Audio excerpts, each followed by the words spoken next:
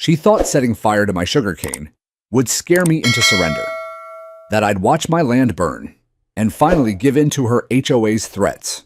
But what Karen didn't count on was the wind. She didn't check the forecast. She didn't check the laws. She didn't check her ego. The fire she lit to destroy my crops jumped the fence and took out the entire neighborhood's power grid. Transformers exploded. Families fled their homes. Emergency crews swarmed. And Karen. She went silent because for the first time, she wasn't in control. But I had everything recorded. The drone footage, the contractor's confession, the fire marshal's report. She tried to burn me out, but she ended up burning her entire HOA down with her. This is the story of how my land survived and Karen didn't.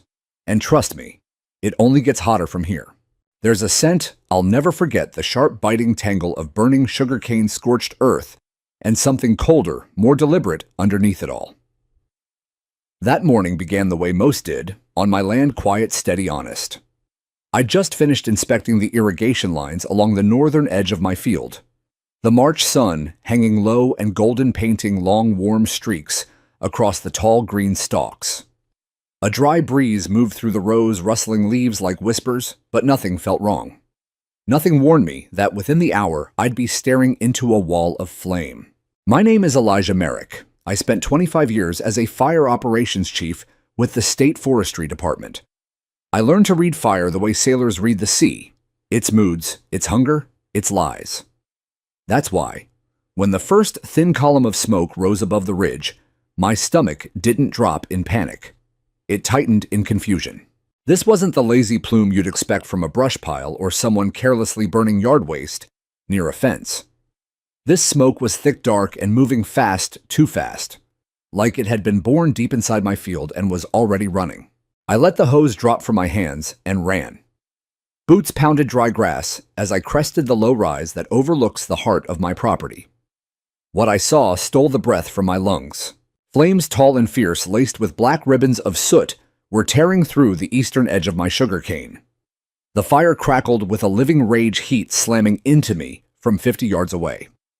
I heard the sharp explosive pops of cane joints, bursting superheated moisture turning to steam and splitting the stalks from the inside out. That kind of rapid, hungry spread doesn't just happen. Someone helped it along.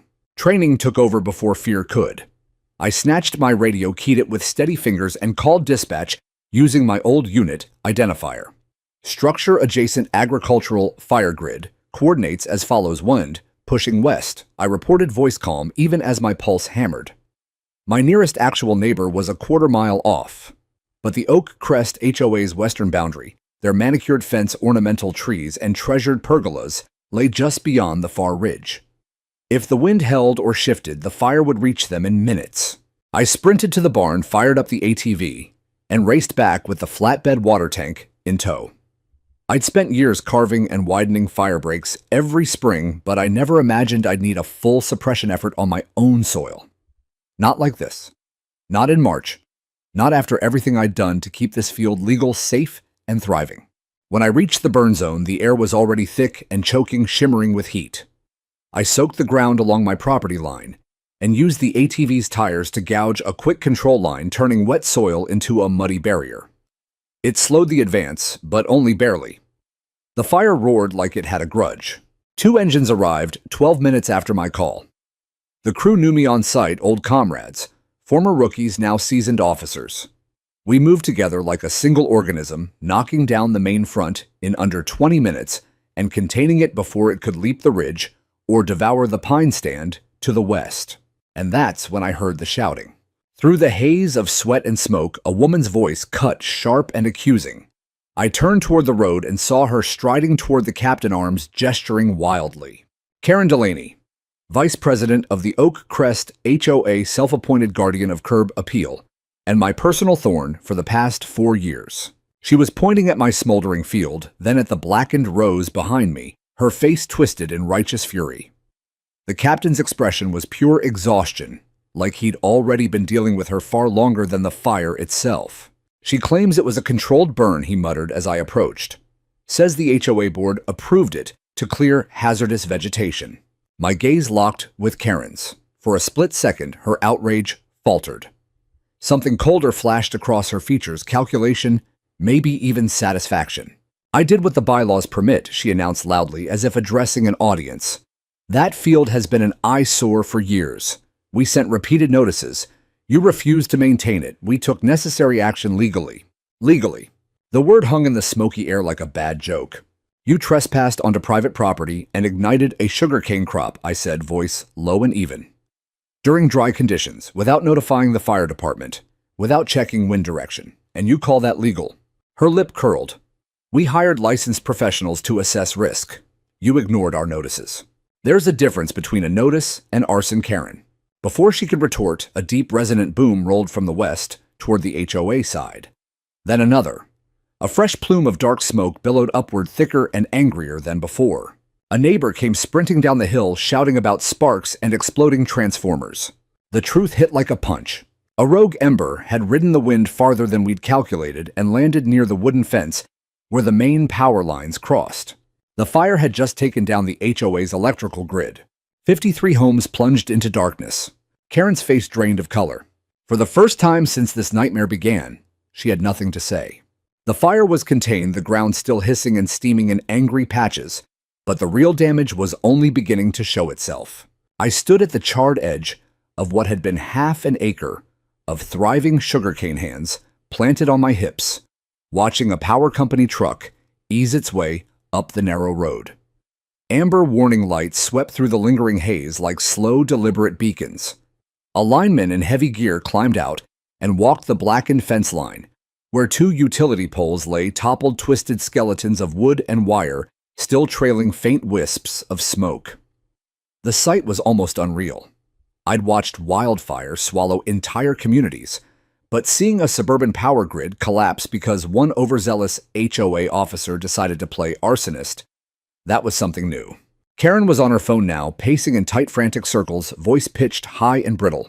I couldn't catch every word over the wind, but the tone was unmistakable panic wrapped in indignation. What do you mean? The entire grid segment is compromised? No. You assured me those lines were fully insulated. That last phrase sliced through the air and landed at my feet. I moved closer, boots grinding ash into the dirt. The fire crew was packing hose lines. One of the captains gave me a quiet nod as he passed. Stay strong, Eli. I answered with a look that promised this story wasn't finished. When Karen ended the call, she spun around and nearly collided with me. She recovered quickly, forcing a thin professional smile that didn't reach her eyes. Elijah, she said, smoothing the lapels of her blazer as if a little fabric adjustment could erase the soot clinging to her reputation. Perhaps we can clear up this unfortunate misunderstanding. Misunderstanding, I repeated, letting the word hang. That what we're calling arson these days. She didn't flinch, but something flickered behind her gaze.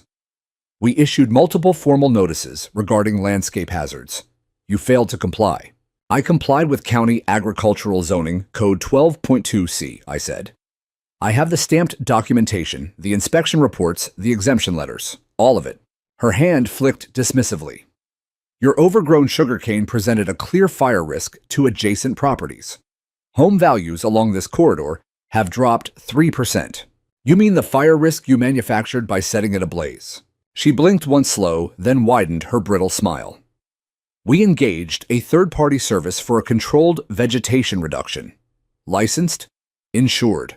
Then let's see the permit they filed with the county, I said, and the notification they sent to the fire department, and the wind forecast they reviewed before igniting a field next to a primary power corridor during a drought advisory.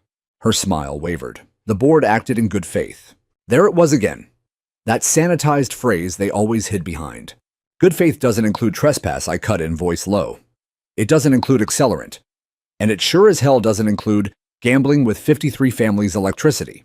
A muscle jumped in her jaw, just a flicker before she pivoted. Well, Elijah, if you'd been more cooperative with the HOA's landscaping compliance initiative, we might have resolved this diplomatically. I let out a short, humorless laugh. You mean your veiled threats, your fake legal notices? The flyers you distributed calling my field a visual blight. She stepped closer, eyes narrowing. You've been antagonistic toward this community from the day you purchased that parcel. You're not even a dues-paying member. Exactly, I said, leaning in until we were only a couple of feet apart. which means your little social club has zero authority over my land.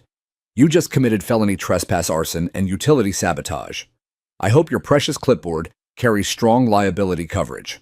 Karen opened her mouth ready to fire back when the crunch of tires on gravel announced a sheriff's cruiser. Deputy Raoul Jansen stepped out, hat tipped in greeting toward me, then turned his full attention to Karen. Raoul and I had worked the same brutal wildfire lines a decade earlier. He knew my voice on the radio before he ever saw my face today. "Ma'am," he said politely, "we've received multiple reports of unauthorized burning on this property. I'll need your statement." Her eyes widened. "My statement? I'm not the one who—" "We also have preliminary information from the Fire Marshal Raoul continued calm and immovable, indicating the point of origin lies along the HOA's Eastern Maintenance Trail." The color drained from her face again. "This is absurd," she snapped. "I was protecting property values." Raoul's expression didn't change. "You're not under arrest, ma'am. But I strongly suggest you choose your next words carefully." She crossed her arms, lips pressed into a thin white line. Raoul turned to me. "Eli, you got copies of your zoning docs and any incident footage." "Paperwork in the barn," I said. "And yes, drone footage. Every acre continuous recording, time-stamped and geolocated." Karen's head snapped toward me. "Drone." I nodded once. Standard practice on agricultural land these days, especially when certain neighbors have a history of boundary disputes. She went very still. "I'll collect those files," I told Raoul. "You'll want them for the report." He lowered his voice as Karen turned away to answer another frantic call. "Utility companies already dispatching their own investigator. Grid damage this extensive triggers an automatic incident review. They'll be asking for names." I glanced at Karen. She hadn't heard, but she felt the shift in the air all the same. The confident mask she'd worn like armor all these years was beginning to crack. And for the first time, she looked genuinely afraid. I hadn't even shown all my cards yet. By the time I handed the flash drive to Deputy Raoul, the sun had dipped below the horizon, dragging long shadows across the blackened remains of my field. The air still carried the heavy bite of charred cane and melted electrical insulation, a smell that clung to my clothes and skin like an accusation. My boots were thick with ash and mud, my hands raw from handling hose lines, yet my mind was sharp-focused. The kind of clarity that comes not from peace, but from knowing the truth is finally on your side. Raoul pocketed the drive and gave a firm nod. "This will go straight into the incident file. Solid evidence, Eli. Especially the audio," I added quietly. He lifted an eyebrow. "Audio too." A faint smile tugged at my lips. Directional microphone on the drone gimbal. Clear as day, one of their contractors boasting, "Let's light it up quick before that stubborn farmer files another complaint." Laughter all around. Raoul let out a low whistle and glanced toward the HOA common area, where a small cluster of board members had gathered under the gazebo like startled birds. Karen paced in tight circles, phone pressed to her ear, voice rising in sharp, theatrical bursts. It wasn't leadership I was watching. It was damage control in freefall. "I'll follow up soon," Raoul said, heading back to his cruiser. And Eli's smart move keeping everything documented. Most people wouldn't have thought that far ahead. 25 years fighting fire taught me one lesson, I replied. If you wait for someone else to protect what's yours, it's already gone. He left taillights disappearing down the gravel road, and I turned to survey what remained of my crop. Half an acre reduced to stubble and ash, melted irrigation fittings, soil cracked and barren. Replanting would take weeks, and this season's yield was lost forever. But the real sting came as I walked the burn line along the fence, separating my land from the HOA's prized nature path. There in the scorched earth, I spotted it, an unnatural gouge, a blackened arc where the ground had been torn open.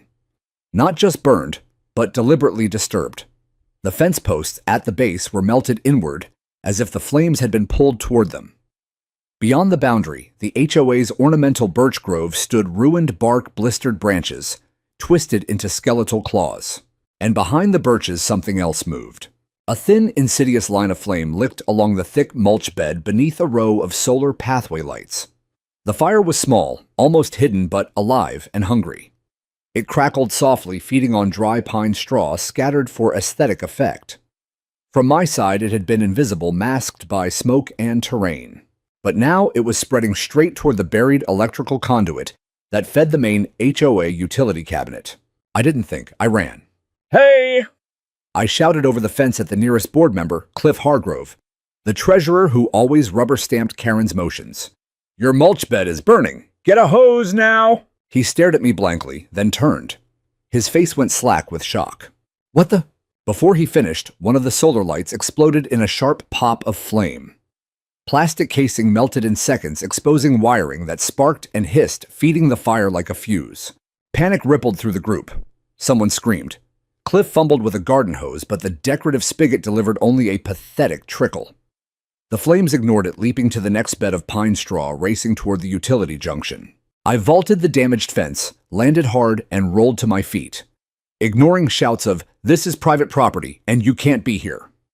I charged the fire head-on. I stomped the leading edge with heavy boots, grabbed a metal rake, leaning against the gazebo, and frantically cleared flammable debris.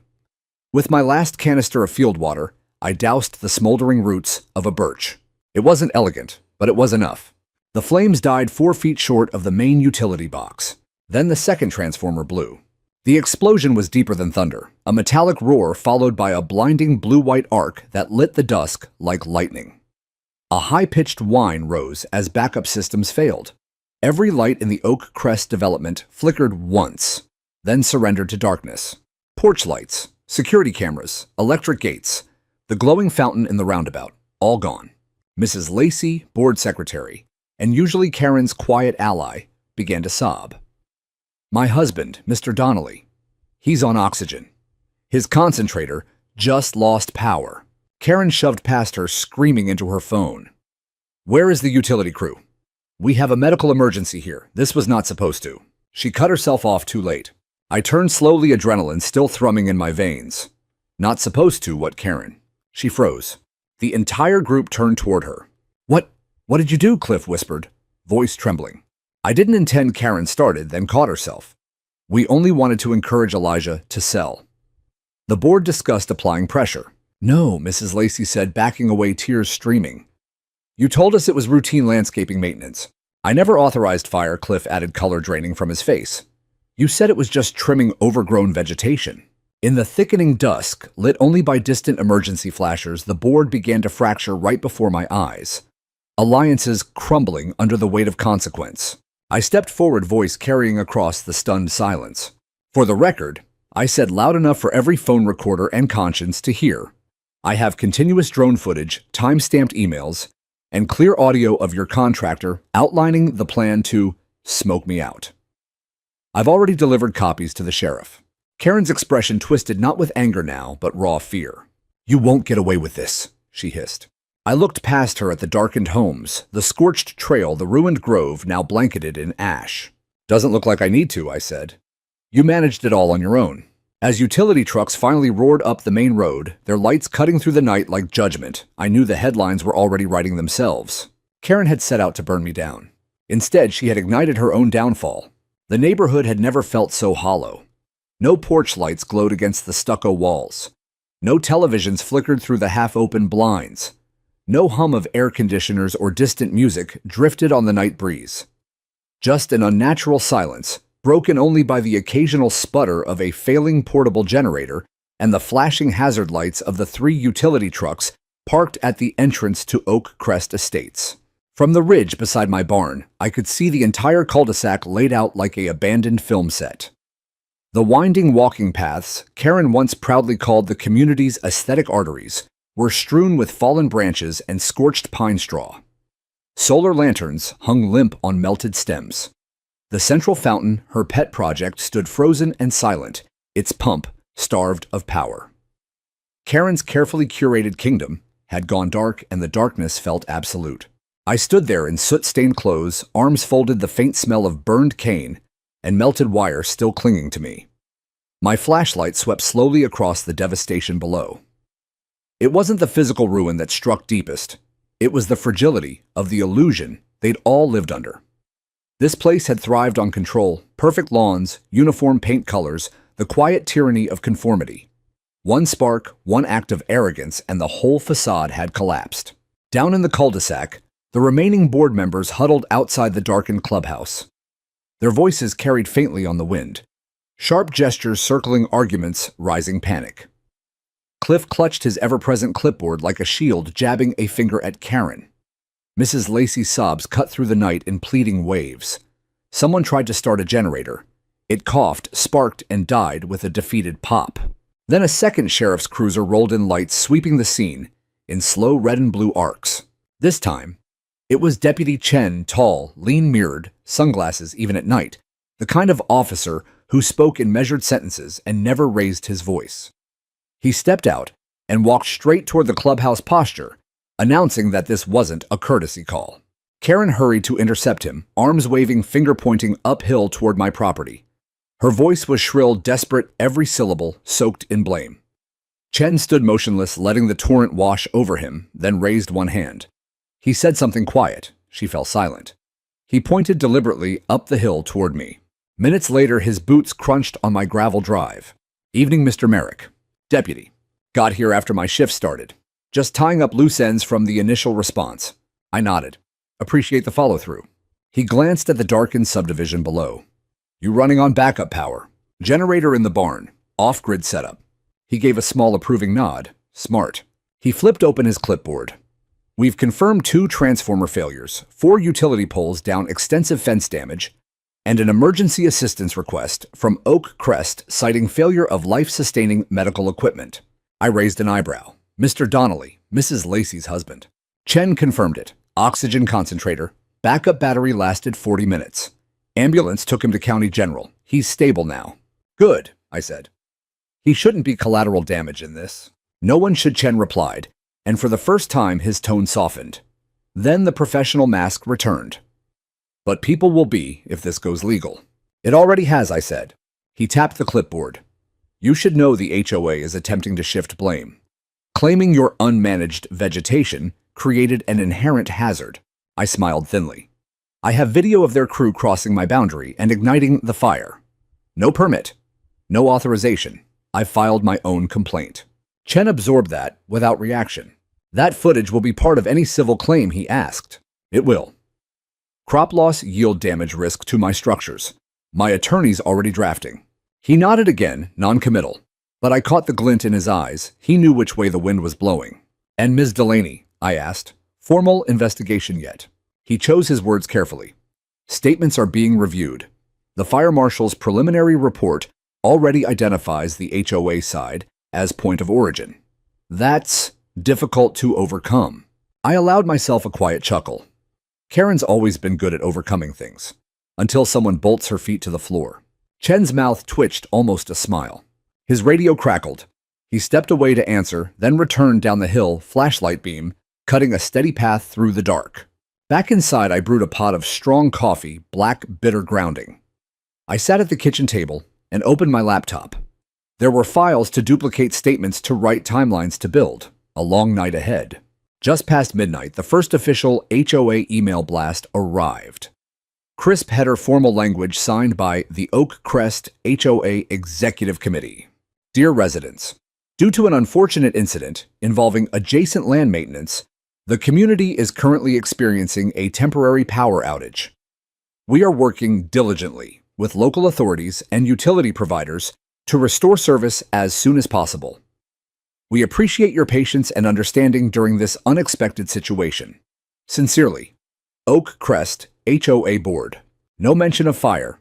No mention of unauthorized burning. No mention of me. Just incident. As if the grid had simply tripped and fallen asleep.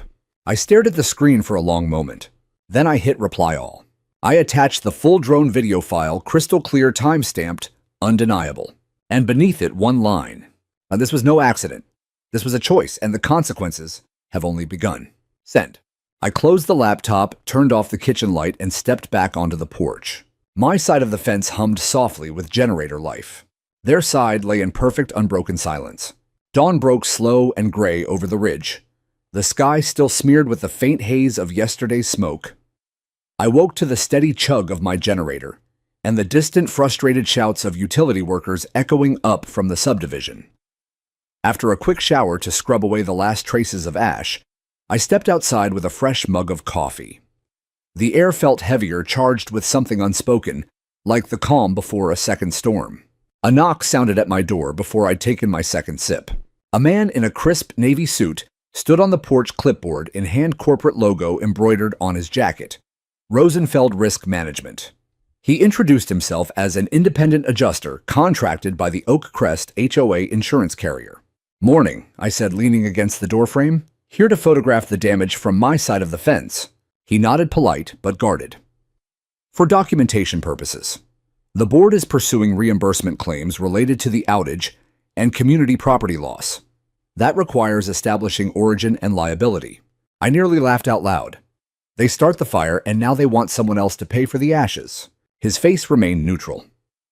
Their position is that the adjacent agricultural field was in a hazardous, overgrown state, creating an elevated risk to neighboring structures. I took a slow sip of coffee, letting the steam curl between us. "Tell you what," I said, voice low and even. "You can take all the photos you need. But make sure your report notes a few things. The wind was blowing west away from the HOA when the fire began. The ignition point was 3 feet inside my boundary, started by their crew. And my cane was inspected and cleared by the county egg extension just 3 weeks ago. I've got the signed report." He shifted his weight. "I'm not here to assign fault, Mr. Merrick." "No," I replied. "You're here to hunt for a scapegoat. Good luck." He worked quickly after that, snapping pictures from various angles, jotting notes on a tablet. I watched from the porch, silent, letting the truth settle around him like dust. By mid-morning, my inbox pinged with an official letter from the County Code Enforcement Office, short, bureaucratic, and dripping with insinuation. "Mr. Merrick, an official inquiry has been opened regarding potential code violations related to fire hazard conditions and property maintenance on your parcel. A complaint filed by the Oak Crest Homeowners Association cites unmanaged vegetation as a contributing factor in yesterday's incident. Please submit documentation of your agricultural exemption, fire break maintenance records, and current field conditions within 10 business days. Sincerely, County Code Compliance." Karen hadn't wasted a single night. She still had friends in low places, clerks who owed favors, mid-level bureaucrats who golfed with her husband. This was her counterpunch, drown me in paperwork while her own house burned. But she'd miscalculated again. I forwarded the drone footage, the zoning exemption, the fire break maps, and because timing is everything, the freshly arrived email from the fire marshal's office containing the preliminary findings. The fire originated on the eastern perimeter of Parcel 44C, under the maintenance supervision of the Oak Crest Homeowners Association. The burn was unauthorized and conducted without proper county notice or permit.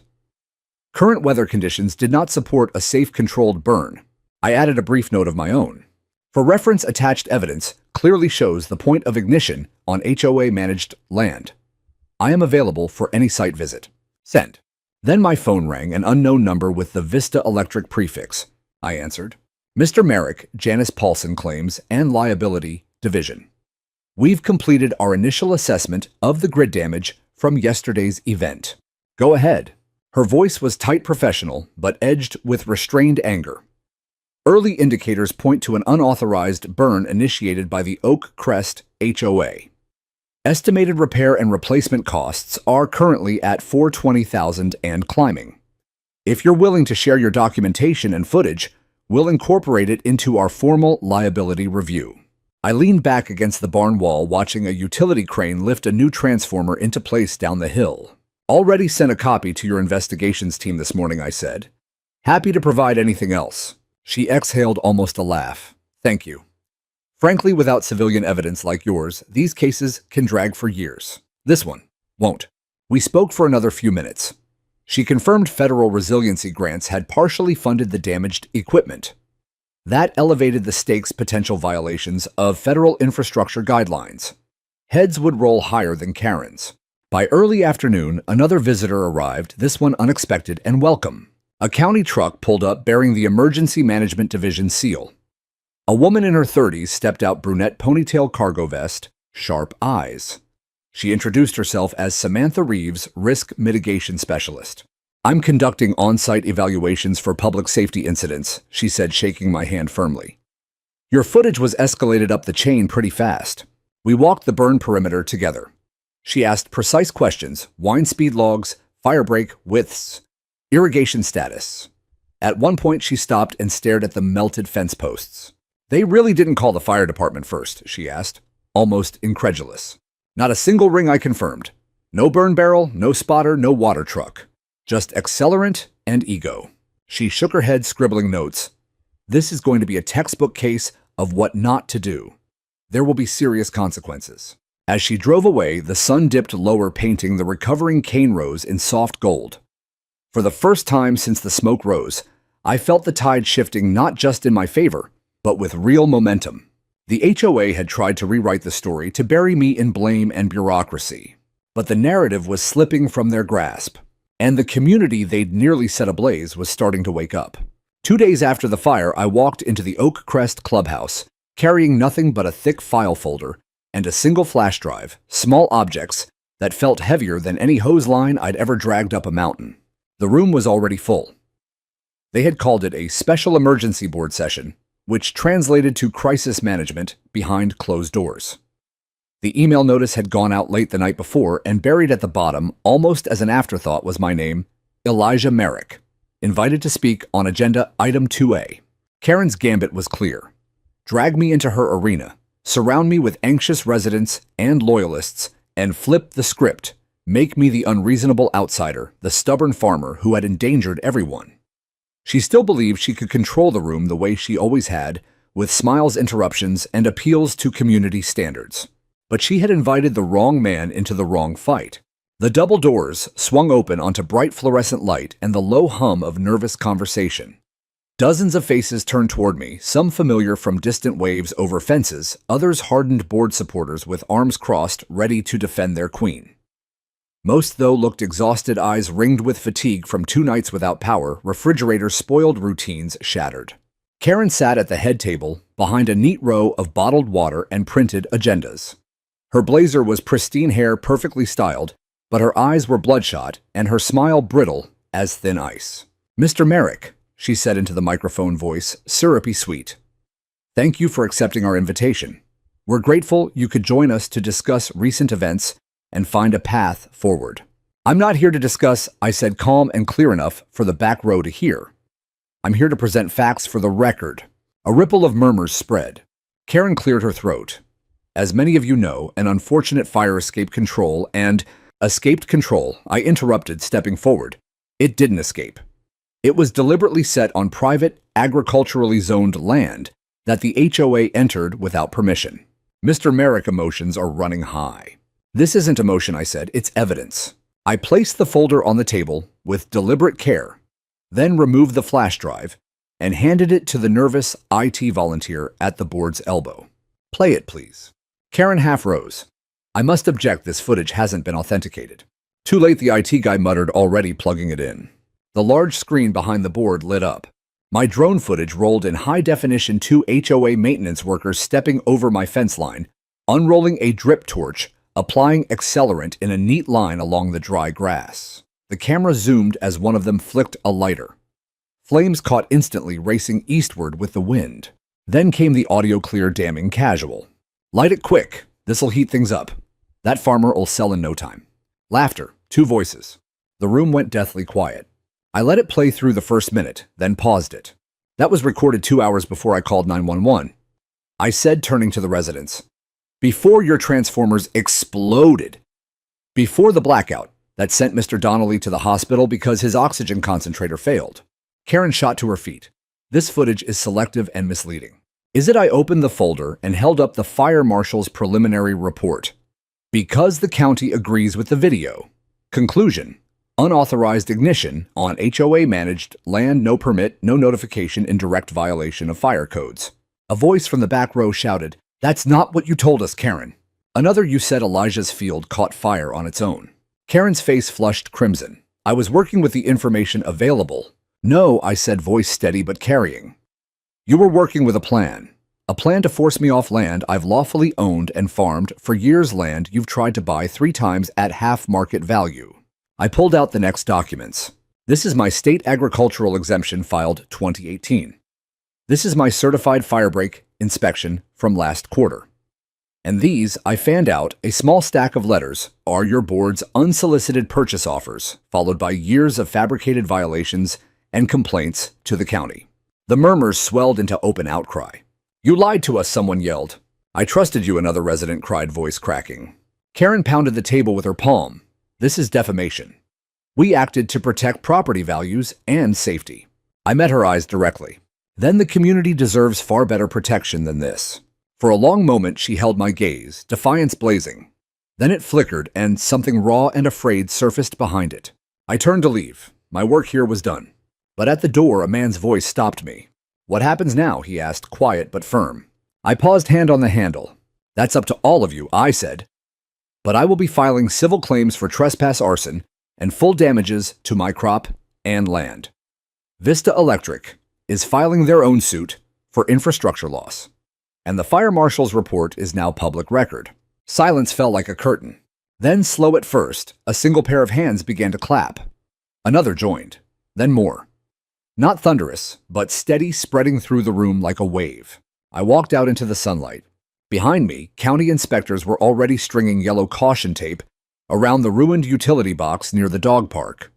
One of them looked up, caught my eye, and gave a respectful nod. The wheels were turning faster now, and Karen was running out of road.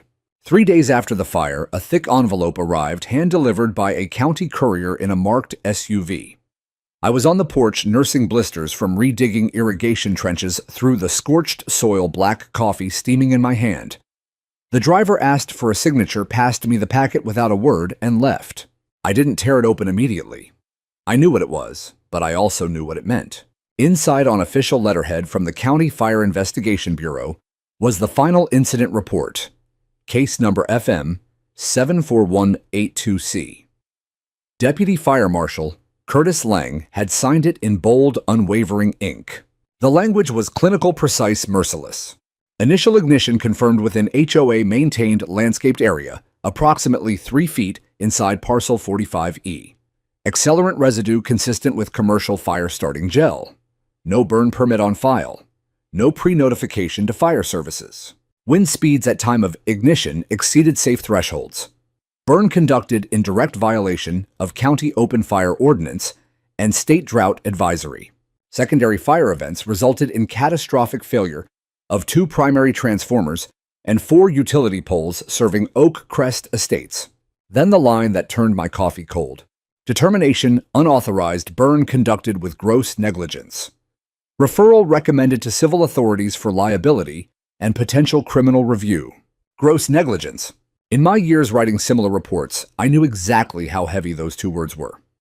They weren't just findings. They were keys that unlocked insurance denials, personal liability claims, and if injuries had been worse, felony charges. The aerial map attached was merciless red arrows tracing the ignition point, the wind-driven path across my field, the fatal ember trail that ended at the melted transformer. Every detail corroborated the drone footage I'd provided. Tucked behind the report was a forwarded claim letter from Vista Electric, addressed directly to the Oak Crest HOA board. Estimated total damages, 417,836.94. Sorry. Failure to respond within 15 business days will result in immediate legal escalation. I set the papers down, exhaled slowly, and felt the ground shift beneath me, not from anger anymore, but from the steady, inevitable pull of consequence. Within hours, my phone began to ring. Not with threats, with apologies. Mrs. Lacey called, first voice trembling. "Elijah." I had no idea it would go this far. I trusted Karen. We all did. "I'm so sorry." "You didn't strike the match," I said, not unkindly. Next came Tyler Grant, a younger resident I barely knew, early 30s, new mortgage toddler daughter. "A group of us started a petition last night," he said, "for a special vote to remove Karen from the board. I just wanted you to know you're not alone in this anymore." It wasn't vindication I felt. It was something quieter, deeper, the slow release of pressure that had built for years. That evening, while backing up every new file to an external drive, another email arrived, this one from a law firm I recognized instantly. Dressner, Polk, and Weathers. The same attorneys who had drafted every threatening HOA letter I'd ever received. The message was brief, carefully worded. "Mr. Merrick, on behalf of the Oak Crest Homeowners Association, We request the opportunity to explore mediated settlement discussions regarding recent events. Our goal is to avoid prolonged litigation and unnecessary hardship for all parties. Sincerely, Rebecca Polk, Senior Partner. I stared at the screen for a long time. Settlement. They had tried to buy my land cheap. They had harassed me with fake violations. They had trespassed and set fire to my livelihood. And now, cornered by their own arson, they wanted to pay to make it go away. I closed the laptop without replying. Money would come, crop loss, legal fees, pain and suffering. I'd take every dollar I was owed. But money wasn't the only thing I wanted anymore. I wanted Karen removed permanently from any position of power over others. I wanted a public retraction in writing from the board that had enabled her. I wanted the neighborhood to hear the truth spoken aloud by the people who had tried to silence it. I slept better that night than I had in years. The next morning, I called my attorney, Daniel Clay, a former prosecutor with a buzz cut and a reputation for dismantling arrogant defendants. I didn't ask if we should pursue damages. I asked how many zeros we could reasonably demand, and whether we could include a permanent bar on Karen Delaney ever serving on any HOA board in the county again. Daniel laughed a low, satisfied sound. Consider it done. By the end of that same week, Vista Electric's lawsuit hit the local paper like a thunderclap. Front page above the fold. HOA faces 400 Kells utility lawsuit after illegal burn causes massive blackout. The photo showed the twisted blackened transformer against the pristine oak crest fence.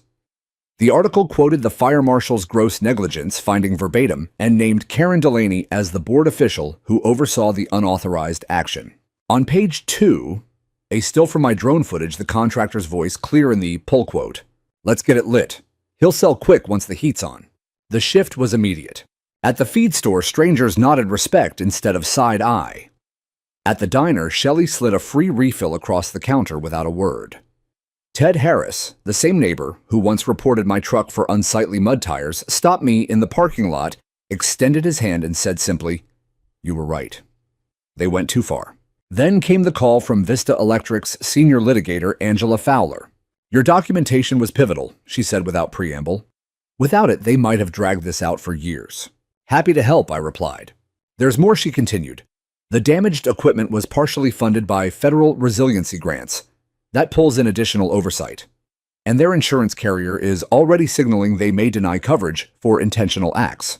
I leaned against my truck, meaning if the reserve fund runs dry, we go after personal assets of board members who acted outside authority. Starting with whoever gave the order. "Karen."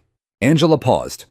"They've already tried a countersuit against you filed quietly last night, alleging hazardous vegetation. It's paper thin. Won't survive summary judgment. Let them waste the money," I said. "One more thing," she added. "Would you consider joining our claim as co-plaintiff, unified evidence, aligned timelines? It strengthens both cases. Send the paperwork." Daniel called an hour later, voice buzzing with predatory energy.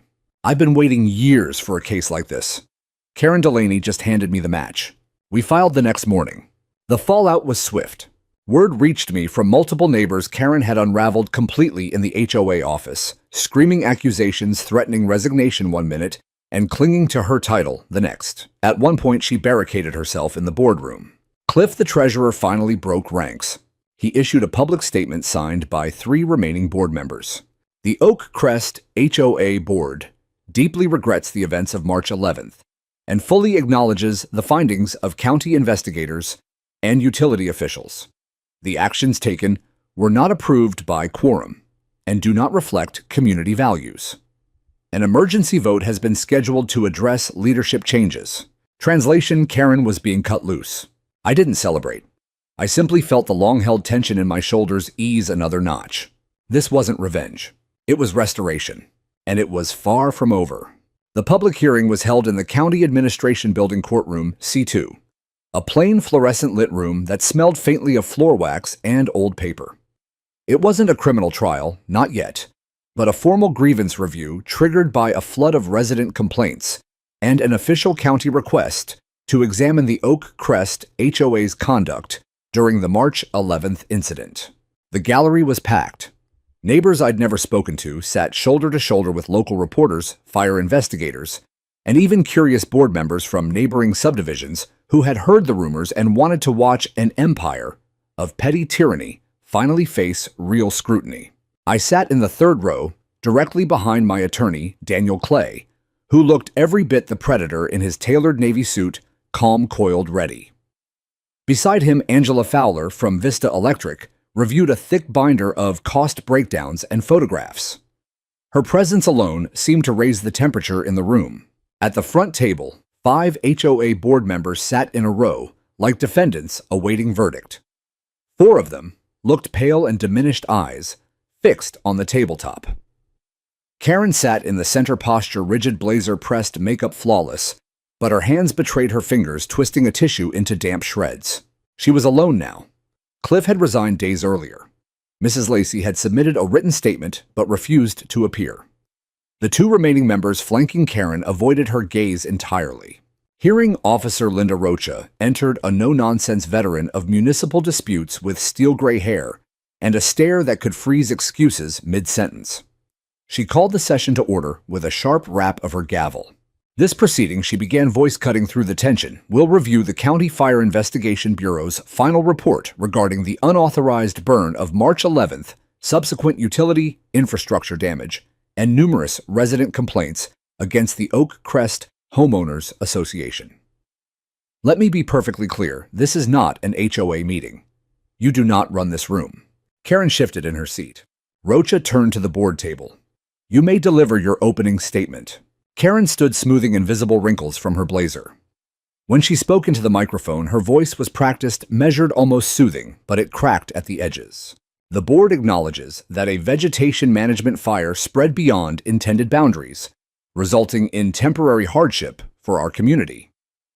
Our intent was always to mitigate potential fire risk from adjacent overgrown land and protect resident safety and property values. We relied on the professional advice available to us and believed we were acting responsibly. The same tired refrain, good intentions, community protection. Rocha didn't blink.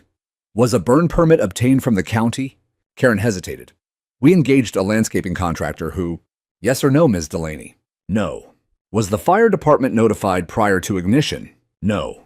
Were property lines verified before fire was applied? A longer pause. There was some ambiguity regarding historical access easements. That is a no, Rocha said, flatly, making a note. She turned to Angela Fowler. Vista Electric, proceed. Angela rose, clicked a remote, and the large wall screen sprang to life. My drone footage played again this time, for an official audience. The room inhaled collectively as the contractors crossed my fence, applied accelerant, and lit the blaze. The audio followed casual boasts, laughter, the damning plan spoken aloud. Angela paused the video, then displayed slide after slide itemized repair costs, totaling $418,500. Federal grant violations. Photographs of melted transformers and scorched poles. Karen's mouth opened, then closed. Rocha leaned forward. Ms. Delaney, did you initiate this burn on behalf of the full board? Karen glanced left and right. No rescue came. I believed I had sufficient support, she said quietly. That is not what I asked. Karen's voice dropped to barely above a whisper. No. I acted independently. A murmur rippled through the gallery. Rocha's pen scratched across paper. Let the record reflect that the acting vice president of the Oak Crest HOA authorized and oversaw an unauthorized hazardous burn on private property without permit, without board quorum, and without coordination with any public safety agency, resulting in damages exceeding $400,000 and risk to resident welfare. She turned to me. Mr. Merrick, do you wish to make a statement? I stood. I'm not here for sympathy, I said, voice steady and loud enough for the back row. I'm here because I was targeted for refusing to sell land I own legally and farm responsibly. I was punished for standing my ground, and I was nearly driven off my property by someone who mistook a clipboard for a crown. I looked directly at Karen. You believed your title gave you permission to play with fire, literally. It didn't. You believed your HOA could shield you from consequences. It can't. Rocha nodded. Thank you. The hearing continued. Lawyers presented timelines. Residents gave brief emotional testimonies. Some tearful apologies to me, others raw anger at the board. One woman admitted she had initially supported Karen's cleanup plan, not realizing the truth. Then Rocha delivered her ruling. The County Oversight Board issues a formal censure of the Oak Crest Homeowners Association for gross procedural failures and actions resulting in public harm. Karen Delaney is immediately and permanently removed from all board duties and prohibited from holding any future position within this association. This matter is referred to civil court for final adjudication of damages, and the board is advised to retain independent counsel regarding personal liability. Karen sat frozen, face drained of color, lips trembling. The gavel fell. Outside, as the crowd dispersed into the bright afternoon, Daniel clapped me on the shoulder. "You handed them the rope," he said. "They hanged themselves with it." Angela smiled for the first time. "They thought you were just an angry farmer. You built a fortress of evidence they couldn't breach." I didn't smile back, not yet. This wasn't triumph. It was accountability. And for the first time in years, the air felt clean. The envelope arrived 3 days after the hearing, hand-delivered by a county courier in a marked SUV, sealed with the bold red and white emblem of the County Fire Investigation Bureau. I was sitting on the porch nursing a fresh mug of sweet black coffee, my hands still bandaged from weeks of replanting scorched rows and repairing melted irrigation lines. The blisters stung, a quiet reminder of the labor ahead, but they felt like badges, now proof of resilience. The driver didn't linger. He handed over the packet, got my signature, and drove off, leaving only the faint rumble of his engine fading down the hill. I didn't rush to open it. I already knew what lay inside. But knowing and seeing were different things. This report wasn't just paperwork, it was the final nail, the unyielding truth that turned whispers into shouts and lies into liability. At the kitchen table, I slit the seal with deliberate care. The final incident report stared back at me, case number FM 74182C, signed by Deputy Fire Marshal Curtis Lang in steady, authoritative script. The findings were laid out like a courtroom exhibit, clean, irrefutable, devastating. Ignition point confirmed within HOA maintained landscaped area 3 feet inside parcel 45E. Accelerant residue matched commercial fire gel. No permit filed. No notification to fire services or adjacent property owner. Weather data, low humidity winds exceeding 14 mph conditions explicitly prohibited for open burns under county ordinance. Fire path crossed into parcel 44C, destroying half-acre sugarcane crop, then ignited secondary fires leading to transformer failures and grid collapse. Conclusion: gross negligence by HOA representatives. Recommend full civil liability assignment and referral to district attorney for potential criminal charges if resident harm escalates. Gross negligence. Those words carried the weight of every wildfire report I'd ever filed, opening doors to denied insurance claims, personal asset seizures, and endless legal scrutiny. Attached was a color aerial map, red lines tracing the fatal path from HOA mulch bed to my field to the ruined transformers. Every ember's journey documented, every mistake exposed. Tucked behind it came the hammer blow, a demand letter from Vista Electric, forwarded for my records. Pursuant to the Fire Bureau's findings, Vista Electric hereby claims $417,836.94 in damages from the Oak Crest HOA Board.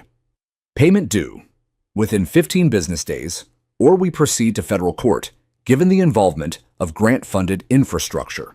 I leaned back in my chair, coffee forgotten, and let out a long, slow breath. Not relief, not yet, but the quiet certainty that justice had finally caught up. Within hours, my phone lit up with calls, not accusations, but apologies, laced with regret. Mrs. Lacey called, first voice thick with emotion. "Elijah, I'm so sorry. I had no idea Karen would take it this far. Mr. Donnelly's home now, but we lost so much trust. We all did." "You didn't light the fire," I said gently. "You can rebuild that trust starting today." Then Tyler Grant, the young father who'd started the petition. "The vote passed unanimously last night," he said, excitement cutting through his nerves. "Karen's out for good. We're drafting new bylaws too. No more solo decisions. Thank you for showing us what real leadership looks like." It wasn't satisfaction that warmed my chest. It was something sharper, the unraveling of years of tension, the slow release of a grip that had squeezed too tight for too long. That evening, as I backed up the report to my secure drive, another email arrived from Dresner, Polk & Weathers, the HOA's law firm. "Mr. Merrick, in light of the county's findings and our client's desire to resolve matters amicably, we propose a mediated settlement. Terms include full reimbursement for crop and property damages, plus a formal board apology. We're prepared to discuss additional conditions." Rebecca Polk. Settlement. After threats, fires, and lies, they wanted to negotiate. I closed the laptop without replying. Money was coming, yes, every lost stalk, every scorched inch. But I wanted more than dollars. I wanted Karen barred from any HOA role countywide. I wanted a public statement admitting fault read aloud at the next community meeting. I wanted the neighborhood to see that power unchecked burns everything in its path. I slept deeply that night, the hum of my generator a steady lullaby. The next morning, I called Daniel Clay. Not just damages, I told him. Make it ironclad. He chuckled. How many zeros? Enough to cover the field and then some. And the non-compete clause for Karen. Permanent. She never holds power like this again. Done. By week's end, Vista Electric's lawsuit exploded across the local paper. Front page headline: HOA slapped with $418K lawsuit over arson caused blackout. The article pulled no punches quotes from the fire report my drone footage described in detail Karen named as the instigator. Gross negligence in bold print. The community shifted overnight. At the farmer's market, strangers approached with handshakes and quiet thanks. Shelley at the diner slid a slice of pie my way on the house for standing tall. Even Ted Harris stopped me in the aisle at the feed store. You did what we all should have, he said, shaking my hand firmly. Pushed back. Then Angela Fowler called from Vista Electric. Your evidence sealed it, she said. They're crumbling. Insurance is denying coverage, calling it intentional misconduct. And Karen, I asked. Personally liable if the board throws her under the bus. And they will. I smiled for the first time in weeks. Good. This wasn't just my fight anymore. It was the community's reckoning. And Karen was finally facing the flames she'd started. The Sugarcane never asked for any of this drama. It didn't care about board meetings, lawsuits, or the petty wars of suburbia. It simply grew when the sun warmed the soil and the rains came quiet, stubborn, rooted deep.